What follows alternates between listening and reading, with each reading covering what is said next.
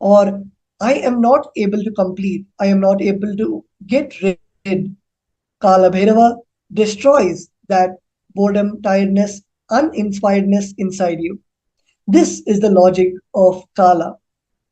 This is directly the revelation from our beloved Swamiji, the Supreme Pontiff of Hinduism, on how Mahakala Bhairava removes the part of us that doesn't want to evolve, that doesn't want to get inspired and move to the next levels. So it is up to all of us to make sure that we identify our thought currents, our patterns, the ideas, thought currents inside us, which is not allowing us to explore our complete dimensions. Persist what you missed in the completion process and realign, but not give up on completion itself. Persist till you are complete. So I request all the viewers to internalize and pen down the 5 patterns or situation in which you felt completion is not possible or I am not able to complete. Let's begin with the step 1 of this exercise.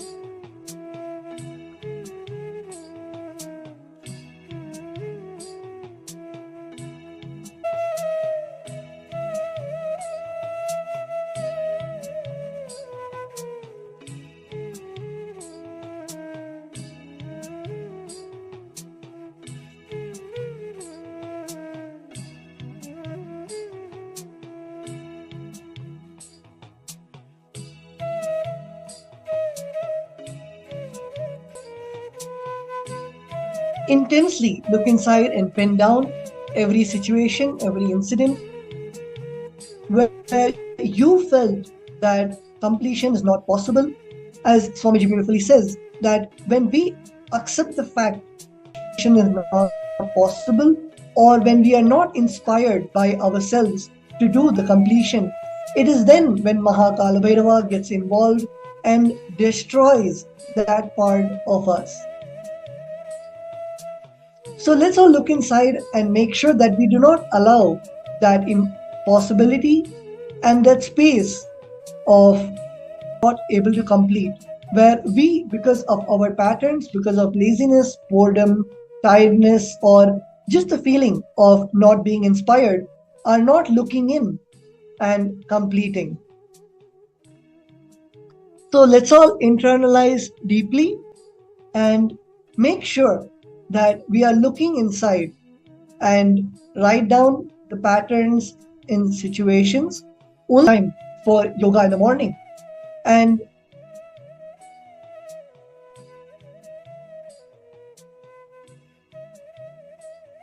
you are not able to come on time for the yoga. And when you try to look inside, you feel lazy to look inside or find out the root thought pattern in which you are caught that allows that laziness in the morning. And when you are too uninspired or negligent to look at that pattern inside of you, that is when the pattern affects you and does not allow you to grow. So look inside and write down those moments you felt completion is not possible because of your patterns of laziness and tiredness. Let's continue.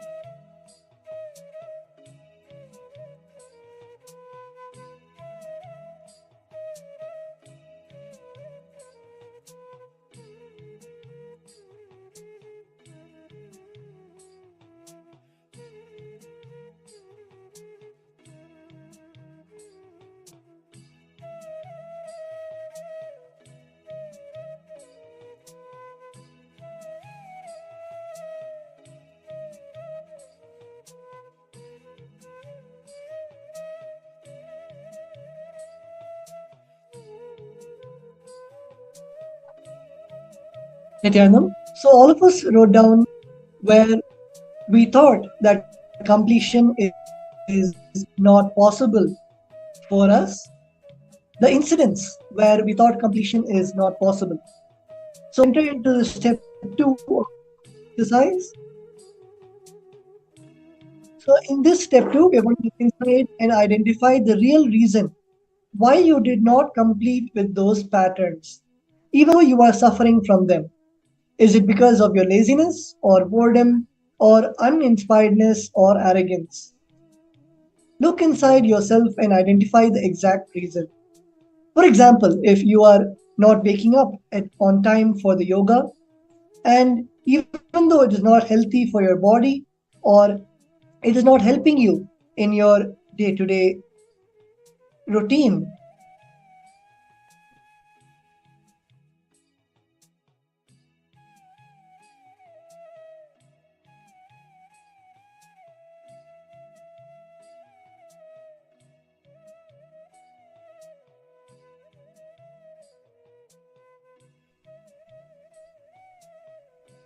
identify the exact reason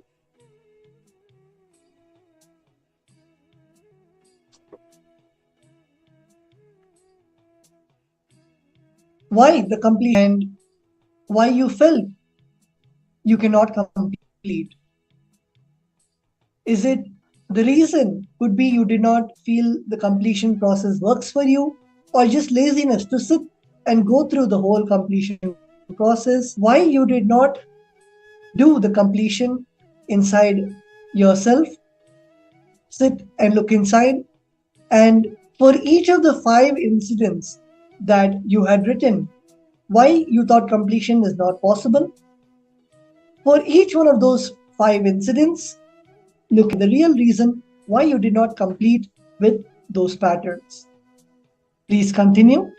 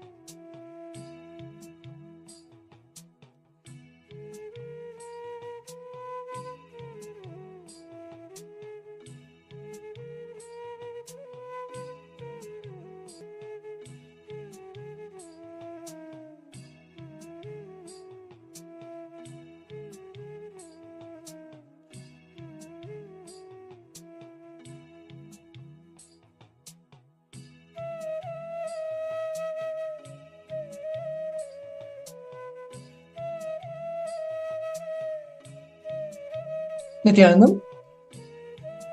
So with that, let's now move on to the next step of the exercise. So all of us should realize that completion is possible. The only decision that you need to take is to internalize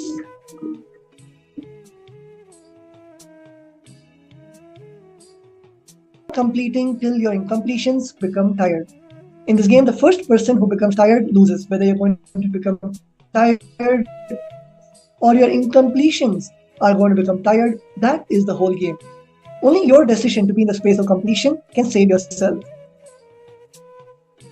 With the above powerful cognition, decide ferociously to complete with all your patterns right now. So with that, we'll now be getting ready to receive the Bhava Samadhi Darshan of Bhagavan Mahakala.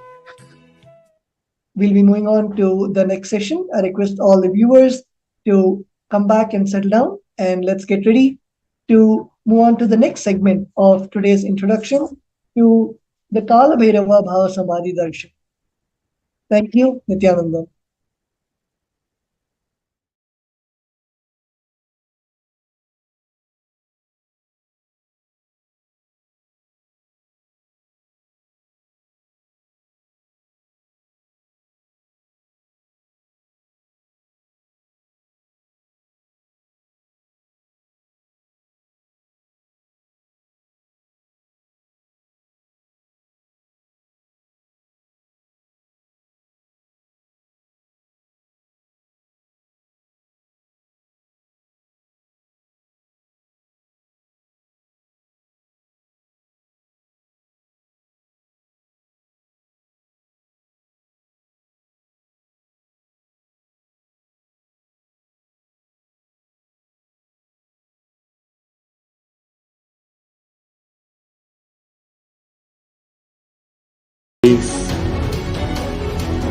Through this Jnana Charya, Jnana Kriya, Jnana Yoga, Jnana Jnana is Mahaparamashivam. Lifestyle for just Paramashiva. Rituals to be just Paramashiva. Yoga for just being Paramashiva. Just Paramashiva. This Mahaparamashivoham is like literally the ultimate journey in a most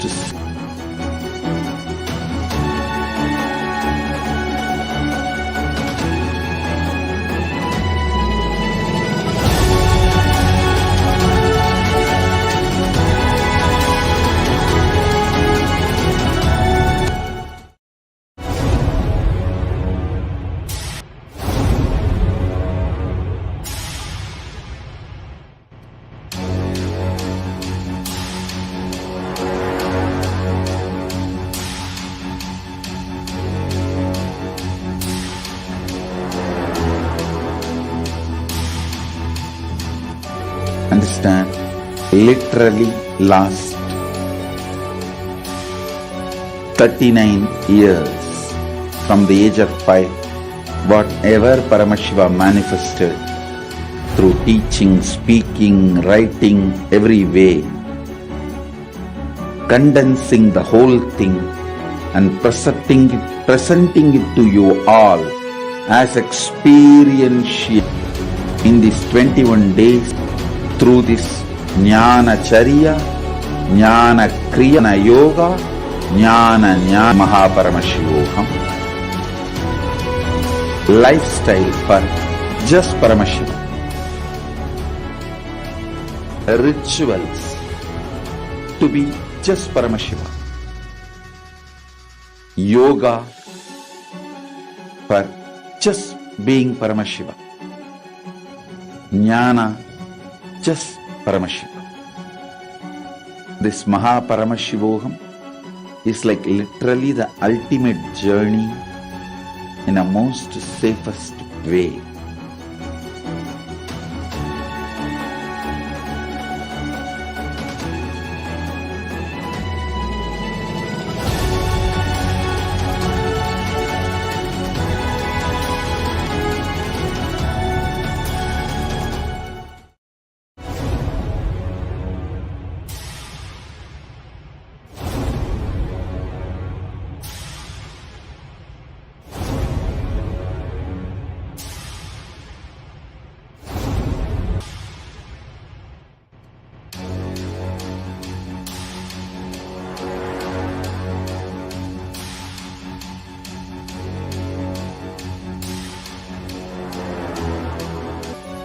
39 years from the age of 5, whatever Paramashiva manifested through teaching, speaking, writing, every way,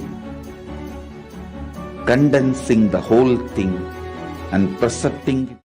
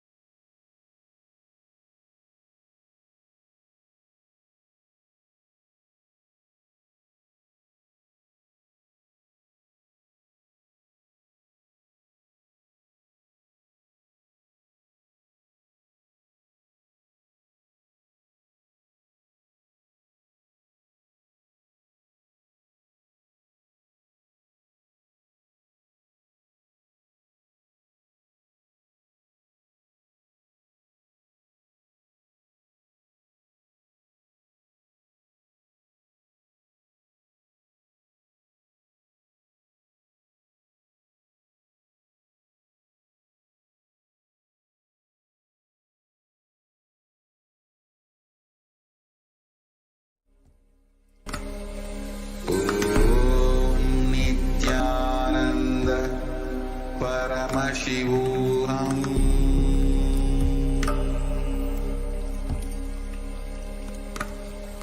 Om Nithyananda Paramashivam.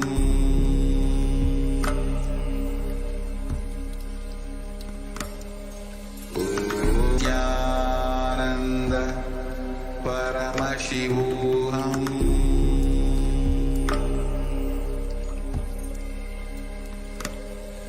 Om Nithyananda Paramashivam.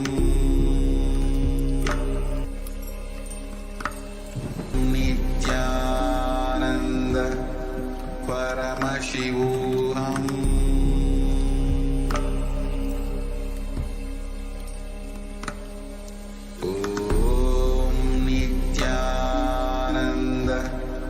Paramashivam.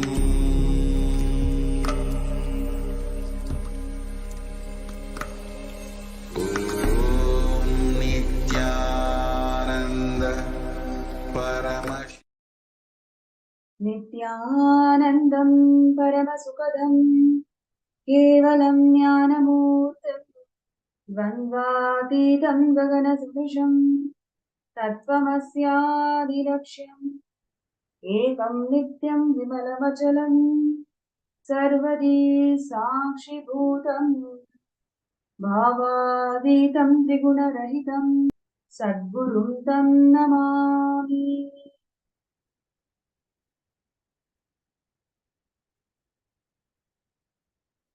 Nithyanandam, we welcome all the viewers and participants all around the world in more than 175 countries to this amazing Bhava Samadhi.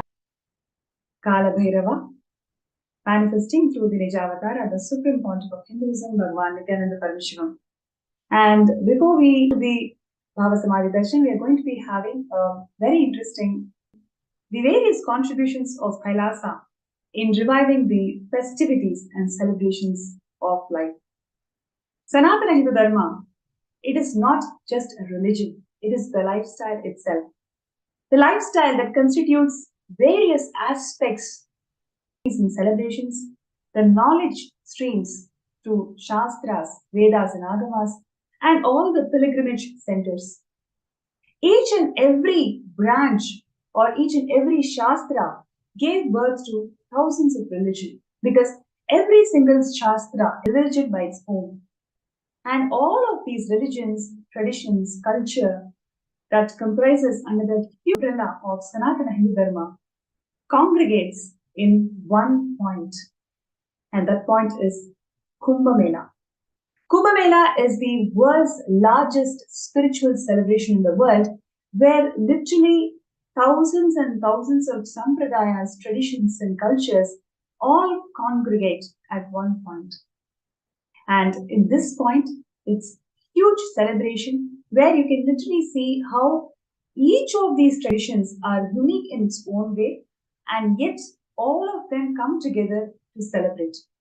All of them can coexist, all of them can appreciate each other, and all of them can still be unique and still be celebrated under Sanatana Hindu Dharma. That is the uniqueness of Sanatana Hindu Dharma, and every level, every single dimension of life, the whole thing is all about reiterating the core purpose of life, which is living enlightenment. So the Kumbh Mela is a grand celebration, grand congregation of all these different sampradayas together, where all of these sampradayas come together. Literally imagine 30 million people gathered for a Kumbh Mela event. 30 million people is something like 2.5 times the population of New York City. Yes, 2.5 times the population of New York City just congregate at one place. All of these people are unique in their own perspectives and celebrate this grand, very huge spiritual breakthrough that they can ever experience in an event called Shahi Snan. And today's segment, we're going to see how the Supreme Point of Hinduism, Nithyananda Paramashivam, has revived this Kumbh Mela, has in fact taken this Kumbh Mela to the whole globe. So just before we get into the segment, just would like to share a small Puranic reference of how this Kumbh Mela started.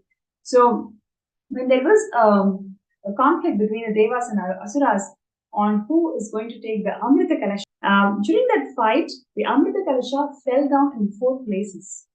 And all these 4 places is where the Kumbh Mela happens. And additionally, this is one of the oldest festivals in the history of the planet Earth. It has a recorded history of about 12,000 years. 12,000 years unbroken record of Kumbh Mela being celebrated in this world. And more than this, Swamiji has taken this Kumbh Mela to the whole globe. Swamiji is authorized, the only authorized person to celebrate this Kumbh Mela outside of India, outside of all these 4 pilgrim places. And more than a decade, the being celebrated by Kailasa USA and Kailasa Canada, and once it has also happened in Kailasa Melbourne. So today's segment is all about, we're going to see a lot more exciting things, a lot more celebrative sharings from various people who have been part of this historic Kumbh Melas conducted by Kailasa. So before we get into the sharing, we're just going to just for all of us to understand what it feels to be in Kumbh Mela.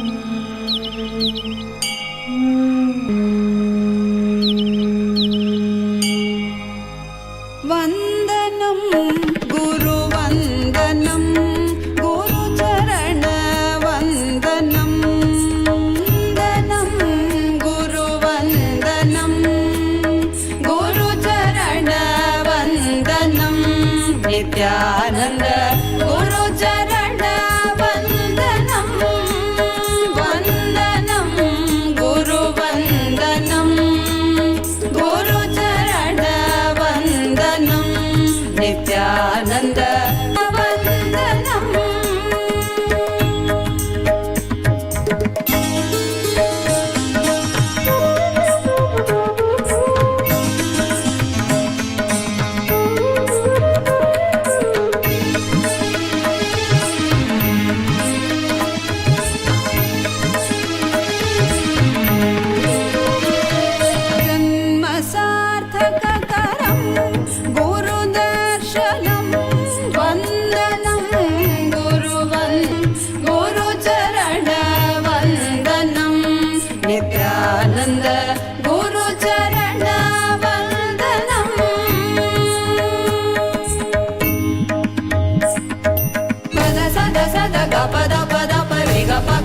Sari gari ga pa ga pa da pa da sari gari re sa da sa pa da sa da ga pa da pa re ga pa ga sankata kavacha madhura no bhavan guru smaranam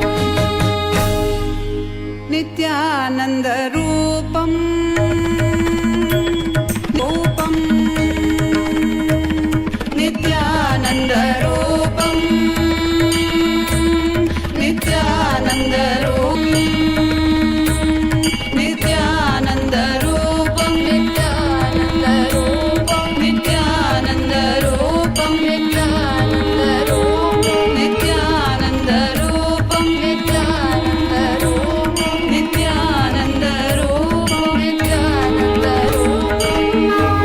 वन्दनं गुरुवन्दनं गुरुचरणवन्दनं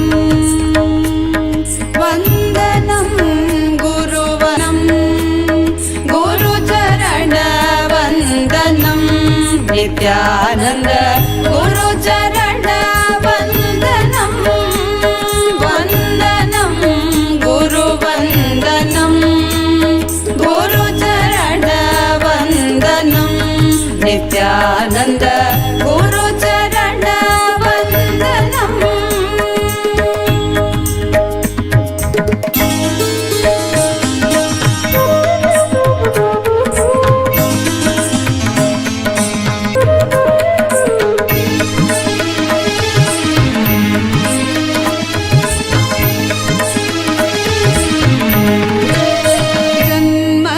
जन्मसार्थककरं गुरुदर्शनं वन्दनं गुरुवन्दनं गुरुचरणवन्दनं Nityanand गुरुचरणवन्दनम्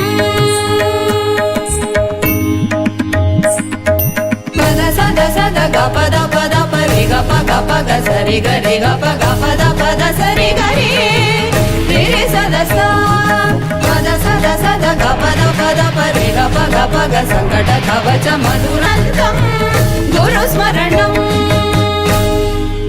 नित्यानन्दरूपम् नित्यानन्दरूपम् नित्यानन्दरूपम् नित्यानन्दरूपम्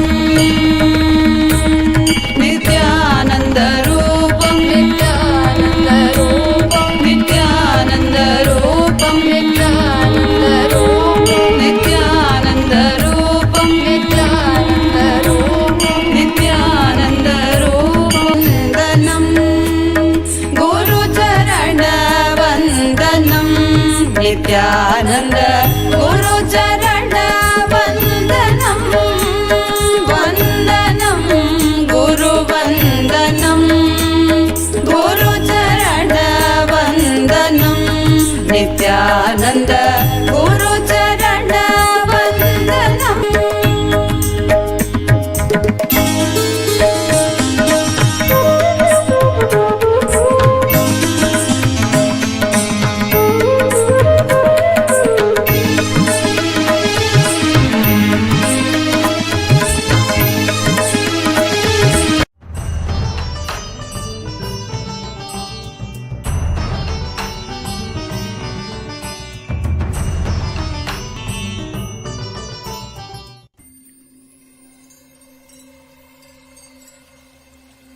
I welcome you all with my love and respect. Let you all open all your three eyes.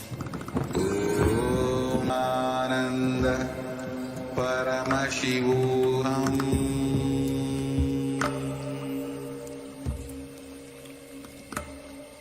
Om Nithyananda Paramashivam.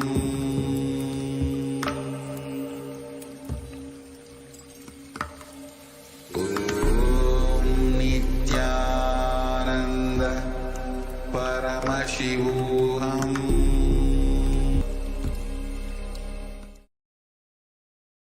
Yes, and that was just a glimpse of what we all experienced as Kumbh Mela few years before. And in this segment, we are having Manatya Atmadayananda, who was the House of Representatives of Kailasa for the whole of Europe. More than few hundreds of participants had come from different parts of Europe. I think more than 25 countries. They all joined from different parts of Europe and different culture. They've never heard about Kumbh Mela before. But how the entire group was in such ecstasy being part of this Shahi Snan. So it's my pleasure and honor to welcome Ma Atmadaya for this segment, who's going to share with us very, very interesting things about coordinating this effort with people who are completely from different backgrounds, different parts of the country, different parts of the world, and yet ensuring that all of them are together, and how do they all enjoy? Thank you, and my Nithyanandam pranams to everyone. So thank you, Ma Pranapriya, for having me here. Actually, the video we just watched of the whole procession, this is one of the most colorful part of the whole thing, because of course the beauty is the whole thing revolves around these Shahi Snans, and that particular year there were three special occasions, and one comes to mind very, very clearly, because it's like whenever there is any celebration we have in Hinduism, there is a whole drive up to it. So it's not just the day, but it's all the preparation that went on beforehand. And I would say I would go back to the day before. So the Shahi Snan was happening very early in the morning. There was like a specific window in which we were to do the Shahi Snan. So the main thing about Kumbh Mela, for me, what stands out is the actual procession to the river to have the actual dip, which is like, there's like, it's not a huge amount of time to have that dip, but it's like the whole work towards it itself becomes a memorable experience. So I go back to, first of all, I had myself not been to Kumbh Mela. Although I'm born in a Hindu family, I heard about Kumbh Mela, but I only heard like some here and there negative things in terms of, oh, that's where kids get lost and that kind of stuff, right? So for me, I never had this particular pull to go to Kumbh Mela. Because Swamiji is there and the invite was there, it was like, it's a no-brainer, I'm going. Only because of Swamiji, I even got to be there in the first place. And I'm sure that was the case for all the 5,000 people that were there, all the 5,000 participants. But if I go back to sharing about the actual, so the day before, we had this huge space, the hall that was built for us temporarily. And in that huge hall, which fit easily 5,000 people, we had the day before itself, we had this, I guess, a practice run of the whole thing, where we had the flags, we had the umbrellas, and we knew what segments we were going to be, doing the actual dry run in. So people from all sorts of backgrounds, people who had never possibly even done any practice of Hinduism, they were there. People who have just heard about Swamiji, who decided to come on the invite very spontaneously. All kinds of cultures, languages, experiences, spiritual backgrounds were there. And we had this one practice run. And then the next day we were up very, very early, hardly slept, very early, ready to cheer. And we knew for me, I can talk about myself, I knew we were heading, but it wasn't difficult because everybody had flags. As you saw in the video, we had flags, and we started before daybreak. So what you see in the video is daylight, but in any case, there was this vibrant atmosphere that was really electric, decorated, colorful umbrellas, deities, Swamiji's chariot, literally thousands of devotees, all cultures, all backgrounds, and we are all cheering, chanting, devotional music blaring. We are having dancing happening. So it was a stop and then continue. So we stopped for a few minutes, enjoyed, walked a bit more, and then dance a bit more. And then there were people who were actually we took over I'm sure we took over the roads. We took over the road. There were people on the side. Their eyes were open. They were enjoying the atmosphere. I remember even the next day we were in the newspaper because it was the most vibrant celebration.